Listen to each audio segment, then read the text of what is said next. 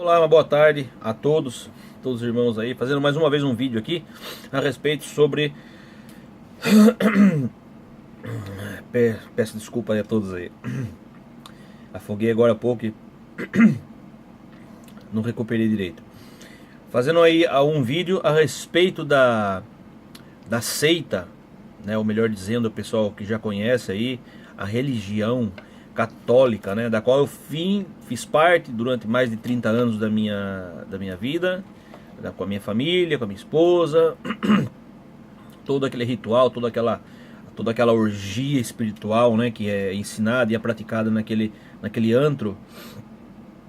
Então, uma perguntinha, mas eu vou dar a resposta já, porque eu não gosto de fazer uma pergunta no qual muitos não sabem e deixar por isso mesmo. Aliás, o canal é somente a verdade, é para instruir a verdade, não a mentira que foi propagada aí. E quando aparece a verdade, eles tentam obscurecer, mas não vamos deixar obscurecer não. Vocês sabem por que existe aquele símbolozinho de um peixe? Um peixezinho assim, que geralmente fica no cantinho assim, ó. Eu consigo colocar o dedo aqui, fica assim, no cantinho assim, ó. Geralmente tem um sacerdote falando, conhecido como padre, né? Indo contra as palavras do Messias, não chamarás ninguém por pai e tal, né? E aí você tem aquilo, você tem aquele peixezinho e E tem que ter uma razão. Por que tem aquele peixe? Qual é o significado daquele peixe? Por que existe aquele peixe? Né? Você sabe por que tem aquele peixe? Qual é a origem daquilo ali? Qual é o significado? Por que existe aquele peixezinho ali? Será que é só uma figurinha? Só uma coisinha? Ali, só um enfeite no vídeo? Ou há uma coisa muito mais séria, muito mais grave por trás daquele simples símbolo de um peixe no cantinho? Aquele peixe tem dois significados. As pessoas sabem de um, mas eu vou falar de mais um. Aquele peixe forma um símbolo do alfa, aquele símbolozinho que faz assim, ó, parece um 8, só que deitado. Aquele símbolo significa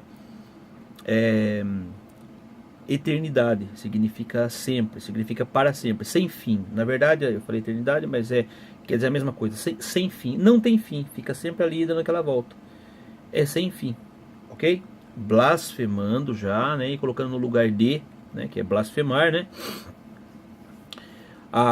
toda a majestade, toda a soberania, né, do nosso Pai eterno, já colocando já em causa assim, porque o Pai não tem símbolos foram criados pelo homem, que originou tudo da Babilônia.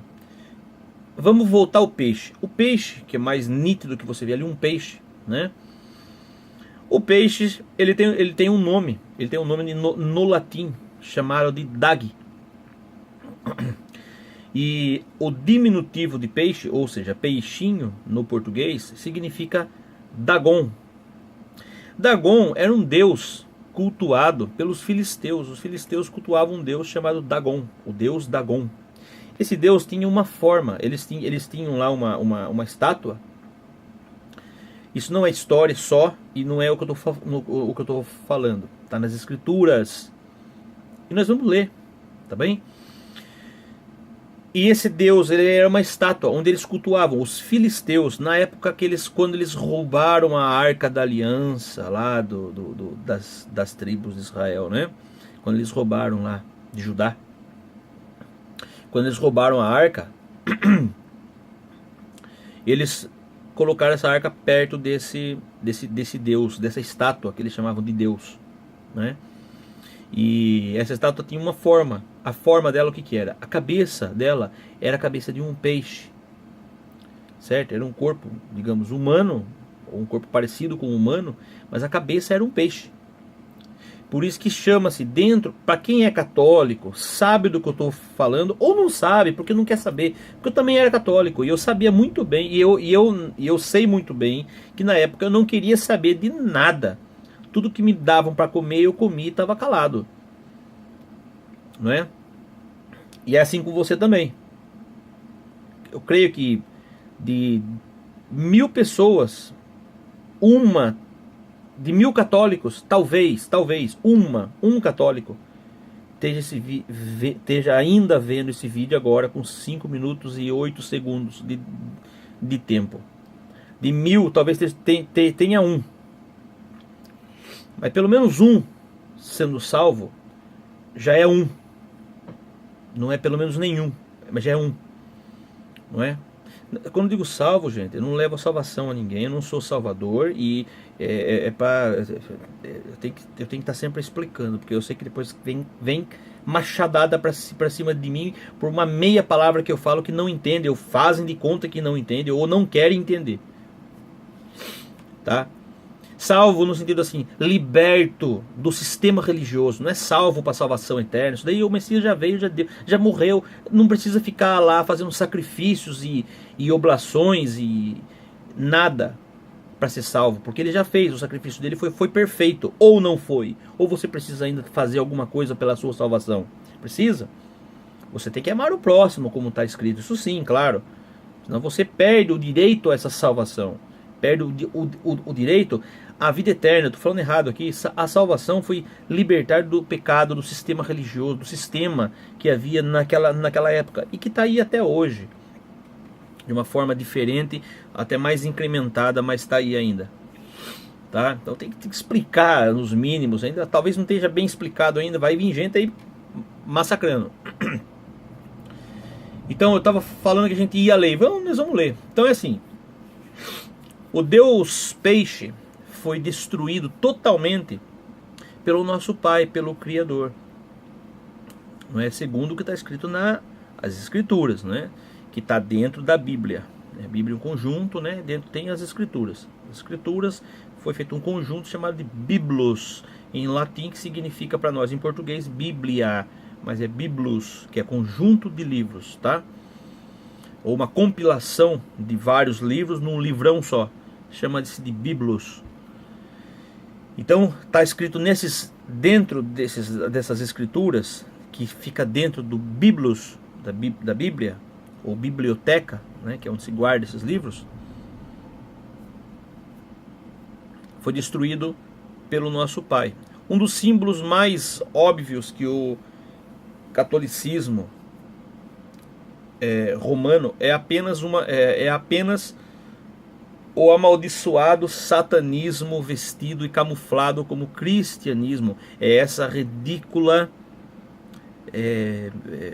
esse ridículo chapéu chamado mitra de Dagon, uma cabeça de um peixe olhando, fazendo assim para cima, tá? Agora, quem é esse Dagon, né? Quem é esse Dagon, esse Deus chamado Dagon, e o que é a sua mitra, esse capacete, essa cabeça? Vamos examinar agora mais ou menos assim, vamos lá. Então, os príncipes, está em Juízes, no capítulo 16. Leia o capítulo todo, eu vou dar o versículo também, versículo 23, mas leia o capítulo todo para você ler o contexto, para você ver que não há aqui manipulação nenhuma, pelo contrário, é desmanipulação. Então os príncipes dos filisteus se ajuntaram para oferecer um grande sacrifício ao seu deus Dagon, e para se alegrarem, e diziam: nosso Deus nos entregou nas mãos a Sansão. Olha, os filisteus estavam a falar a Dagon, ao Deus Peixe deles. E eles diziam, agora eles vão dizer o que eles estavam dizendo do Deus Dagon deles lá. Nosso Deus, quem? Dagon, nos entregou nas mãos a Sansão, nosso inimigo. Então, o Pai, nosso Criador, então, tornou bem claro que Dagon era apenas um falso Deus sem poder. Olha só, os filisteus, aqui nós vamos ler agora um pedacinho de 1 de Samuel. 1 de Samuel no capítulo 5, tá? Tá aqui desde o versículo 1 até o versículo 7. Quem quiser ler o resto para conhecer a história, que é muito bonita e interessante, e mais conhecimento, leia tudo. Leia o livro todo, que Samuel é muito bom mesmo. É um livro, lembrando que não é um livro profético, é um livro histórico. Samuel é um livro histórico, conta a história, não conta uma profecia, nada. Conta a história. Vamos entender a história, então, vamos lá. para saber de onde que veio essa invenção da Igreja Católica, da denominação católica, da religião, não é? Que eu chamo de seita, porque é uma seita. Vamos lá. Os filisteus, pois, tomaram a arca da aliança, a arca do pai, não é? E a trouxeram a Ebenezer, a Asdode. Tomaram os filisteus a arca do pai, não é? E a colocaram na casa de Dagom. E a puseram junto a Dagom. O que é a casa de Dagom e o que é Dagom? Se você examinar e procurar na história, agora na história, não na história de Samuel, mas na história, você vai encontrar que a casa de Dagom era um templo ou uma habitação que eles construíram, os filisteus construíram para o deus Dagom. E para um deus morar nesse lugar tem que pôr ele lá. Então fizeram uma estátua desse deus Dagom e colocaram essa estátua lá, chamou a estátua de Deus, tá? Colocaram um Deus lá dentro dessa casa que se chamava Casa de Dagom. Eles roubaram a arca da aliança e levaram para dentro dessa casa de Dagom, onde estava a estátua de Dagom lá. Não era um homem que morava lá. Vocês não vão encontrar um homem chamado Dagom. Vocês vão encontrar um Deus, que eles chamavam de Deus. Esse Deus tem uma origem, que não está aqui em Samuel. Você tem que pesquisar. O vídeo está ficando grande já tem 11 minutos já. Eu vou tentar ler isso aqui rapidinho, para não passar muito tempo. Vocês têm que procurar a origem disso daí. A origem disso daí não foi com os filisteus. A origem de Dagom foi na Babilônia, Assíria. Procurem Babilônia, Assíria, os deuses que eles cultuavam, que eles inventavam. Vocês vão encontrar isso daí lá. Tá bom? E os filisteus já estão na frente já. Muitos anos, aliás, centenas de anos à frente já dessa época da Babilônia. Aqui é um pós-Babilônia já, né? Então, puseram junto a Dagom. Colocaram a Arca da Aliança junto a Dagom, a essa estátua. Olha, 1 de Samuel capítulo 5, mais uma vez. Então, agora, levantando-se, porém, de madrugada no dia seguinte, os de Asdod, eis que Dagom estava caído, com o rosto em terra, diante da arca do pai. Está Senhor aqui, está blasfemado, né? A Bíblia está blasfemada algumas palavras. E tomaram a Dagom e tornaram-no a pô-lo em seu lugar, de pé. Estavam prostrados, estava de cabeça no chão. Colocaram ele de volta.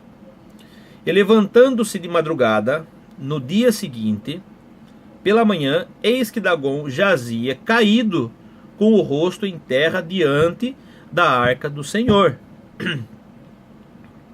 E a cabeça de Dagom e ambas as palmas das suas mãos, estavam cortadas sobre o limiar. Somente o tronco ficou a Dagom.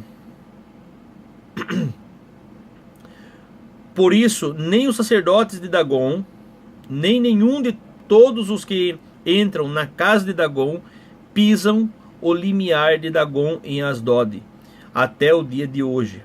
Porém, a mão do Senhor se agravou sobre os de Asdod, as pessoas, e os assolou. Isso aqui, essa história que eles vão ter que ler lá na frente, tá? Vai ter que ler lá na frente, vai ter que ler em Juízes. Vai tá falando também sobre isso daí. Pesou a mão do pai sobre esse povo e os assolou e os feriu com hemorroidas em Asdod e nos seus termos. Vendo então os homens de Asdod que assim foi, disseram, vendo os homens de Asdod que assim foi, que aconteceu isso daí, assim que aconteceu isso aí, eles disseram: não fique conosco a arca do Deus, né, do Deus de Israel. Não fique conosco essa arca, pois a sua mão é dura sobre nós e sobre Dagom, nosso Deus. Nosso Deus, chamando Dagom nosso Deus. Tá bom? Veja que terrível que é essa santidade chamada de santidade, já é blasfemado também essa palavra, né? Do Papa usar uma mitra com a cabeça desse deus Dagon na cabeça dele. A continuação que ele está fazendo desse satanismo autêntico, puro, que não está num livro de história da escola, não está contado no bar da esquina. Está dentro das escrituras que eles mesmos colocaram. Isso daí é rir da sua cara. É rir da minha cara, que demorei mais de 30 anos para entender, para perceber a lama que eu tava pisado. Na lama que eu tava pisando. E pisado, né? Você está pisando, mas estão pisando por cima de você, em cima dessa lama. E rindo da sua cara. Rindo. Veja bem, ele está glorificando o mesmo ídolo falso, fraco, mudo e cego, que o nosso Pai, que o Criador, que está nas Escrituras, amaldiçoou e destruiu. Destruiu. E então se voltou para derramar uma dolorosa retribuição sobre o povo e a terra dos filisteus. O que aconteceu depois? Lembra o que aconteceu com os filisteus depois? Eles foram bem sucedidos? Eles estão aí até hoje? Esse Papa está usando uma mitra do amaldiçoado Dagon. Esse é o único símbolo. Esse único símbolo deveria ser suficiente para convencer qualquer pessoa sóbria. Qualquer pessoa sóbria, né? Que não está bêbada com esse vinho da perdição católica. Uma pessoa sóbria e em suas boas faculdades mentais, que todo o sistema católico romano é amaldiçoado. Tá? Porque ressuscitou o antigo satanismo de muitas formas, inclusive essa mitra em formato de cabeça de peixe de Dagon, além de outras que não está no estudo, não está nas minhas pesquisas, mas que está dentro das minhas pesquisas gerais, como o deus de Renfã, que é aquela estrela de 5 pontas, aliás, de 6 pontas, que são as duas pirâmides, uma para cima e a outra para baixo, ou 2 triângulos ou 2 pirâmides, significando assim no céu como na terra. E outras mais, o deus Ra, aqueles que eles chamam de extensório. Extensório é aquela coisa de metal banhado a ouro, ou de ouro mesmo, né? Porque tudo tem que ser de ouro. Ostentação, extensório, quase que é ostentação. Que no meio tem Ra. No meio tem Ra, que é a bolacha redonda no meio, branca, simbolizando o deus Sol. E tem os raios do sol, todo em ouro, nítido, Deus Sol. Você volta para o Egito, vai ver o Deus Ra, o símbolo do Deus Sol, sendo sempre levantado ao alto para que todos olhem. E os olhos do sacerdote sempre voltados a Ra. Entre outras tantas mais, que não há qualquer tipo de ritual dentro do catolicismo que não seja pagão. Não há.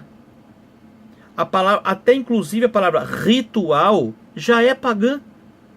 Porque o Pai diz lá em Jeremias, diz em Isaías, diz em Amós, diz em todos os seus profetas, e mais alguns, que ele não pediu sacrifícios, holocaustos, oblações, rituais.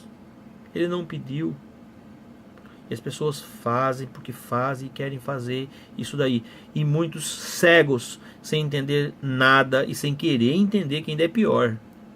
Não entender é uma coisa, agora não querer entender é outra coisa e muito pior. Tá bom? Vou tentar fechar, já passou muito tempo já. Eu queria fazer com 15, já estamos perto dos 20. Vamos fechar isso aqui assim. Tem muito mais coisas que eu podia falar aqui. Bom, esse aqui é um tema para um próximo vídeo, tá? Uma outra figura é a Rainha dos Céus. Essa Rainha dos Céus é a deusa Cibele, que era cultuada, e vai continuar sendo, só que com outro nome, na Roma antiga, na Roma antiga que eu digo naquela época, não é? que era chamada de Rainha do Céu, deusa Cibele, tá bom? Essa deusa Cibele aí usava a mitra na cabeça também. Se vocês procurarem pela imagem de deusa Cibele, vocês vão ver que ela usa esse capacete na cabeça com boca de peixe olhando para cima. Entendeu? Procure isso daí. Tá?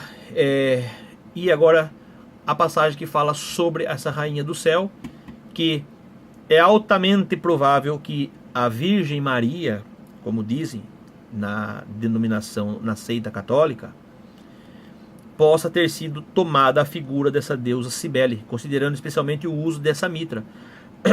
E na localização da Basílica de São Pedro. Alguns eruditos, algumas pessoas, né, estudiosos e arqueólogos e pessoas que estudam essa coisa antiga e tal assim, dizem que naquele local onde está a Basílica de São Pedro era o templo feito a essa rainha dos céus chamada Cibele. Pesquisem, não fiquem nas minhas palavras, pesquisem, tá? Pesquisem, vão atrás. 1, 2, 3, 4, 5, 10 fontes que vocês pesquisarem, procurar e fazer um concentrado ali, um apanhado geral ali, e entender tudo que se passou na história, e ver o que se passa agora dentro desse local. Lembra? Acho que o primeiro vídeo que eu fiz, há 4 vídeos atrás que eu fiz, a respeito sobre esse tema aí, cortar o mal pela raiz. A raiz é profunda, é muito longe, para você chegar nela, para cortar ela de vez, é muito longe, mas nós vamos chegar lá. Nós, porque também está escrito que será destruída, não é? A grande Babilônia, a grande confusão espiritual será destruída. E agora nós temos só que repetir o que o Pai disse lá: sai dela, povo meu, para que vocês não sejam incorrentes nas suas pragas, para que vocês não façam parte das abominações que chegam até mim. Tem mais o que falar aqui? Então 2 pedacinhos aqui para fechar essa coisa da rainha dos céus aí. Jeremias capítulo 7. Os filhos apanham a lenha, os pais acendem o fogo, e as mulheres preparam a massa para fazerem bolos à rainha dos céus, e oferecem libações a outros deuses, para me provocarem a ira. Palavra do nosso Pai, falado pela boca de Jeremias. E a outra também em Jeremias, só que agora lá na frente, no 44. Essa é um pouquinho maiorzinha. Certamente cumpriremos toda a palavra que saiu da nossa boca. Isso são as mulheres falando para Jeremias lá, tá? Certamente cumpriremos toda a palavra lá em Jerusalém, né? Certamente cumpriremos toda a palavra que saiu da nossa boca, queimando incenso à rainha dos céus e oferecendo-lhe libações, como nós e nossos pais, nossos reis e nossos príncipes temos feito nas cidades de Judá e nas ruas de Jerusalém. E então tínhamos fartura de pão e andávamos alegres e não víamos mal algum. Mas desde que cessamos de queimar incenso à rainha dos céus e de lhe oferecer as libações, tivemos falta de tudo e fomos consumidos pela espada e pela fome. E quando nós queimávamos incenso à rainha dos céus, está sempre falando, né? E lhe oferecíamos libações, acaso lhe fizemos bolos para a adorar e oferecemos-lhe libações sem nossos maridos? Aí Jeremias, não é Jeremias, é o Pai, né? O Pai falando pela boca de Jeremias. O Pai que é o Messias, que é o verbo do Pai, que é a palavra do Pai, não é? Então Jeremias disse a todo o povo, aos homens e às mulheres, e a todo o povo que lhe havia dado esta resposta, dizendo: porventura não se lembrou o Senhor, e não lhe veio ao coração o incenso que queimastes nas cidades de Judá e nas ruas de Jerusalém, vós e vossos pais, vossos reis e vossos príncipes, como também o povo da terra? De maneira que o Senhor não podia por mais tempo sofrer a maldade das vossas ações, as abominações que cometestes. Por isso se tornou a vossa terra em desolação, e em espanto, e em maldição, sem habitantes, como hoje se vê.